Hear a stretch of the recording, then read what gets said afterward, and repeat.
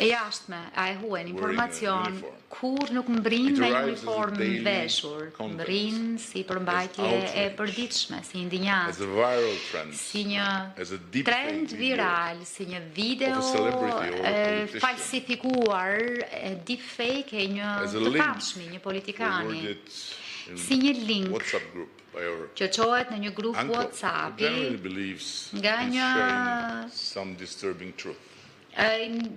person I cili në fakt mirëfilli mendon se po ndan një të vërtet. Flet gjuhën tonë, shfrytëzon ankthet tona dhe shënjestron debatet tona të hapura dhe kjo është pikërisht arsyeja pse është kaq efektiv, e pse dukemi kaq të dënuar të dështojmë përballë. Sot manipulimi udhton me shpejtësinë e një algoritmi, nxitur e fuqizuar nga inteligjenca artificiale, shpërndar në një shkallë masive. Kështu që thelbi është që nuk ju duhet më ushtri për të destabilizuar një vend.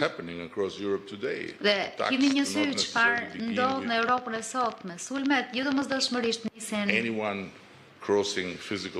me dikë që ka përcen kufit fizik. Fillojnë me heshtjen kundrejt të dhënave, kundrejt perceptimit. Besoj jeni mjaft të informuar për të ashtu quajturin revolucion të flamingove. Është në fakt një shembull I jashtëzakonshëm I një plase, një çarje që natyrisht edhe krijuar nga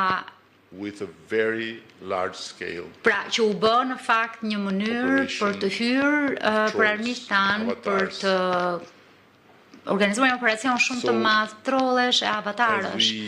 Ndërkohë që ecim me vendosmëri drejt fazës së fundit të bisedimeve të anëtarësimit për Bashkimin Evropian, është thelbësore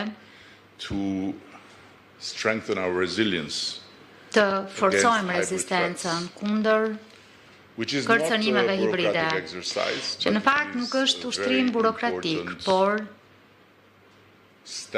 një hap mjaft I rëndësishëm drejt ndërtimit të një shoqërie rezistente, duke mos minuar në të njëjtën kohë vlerat e saj demokratike dhe mënyrën e saj demokratike të jetesës.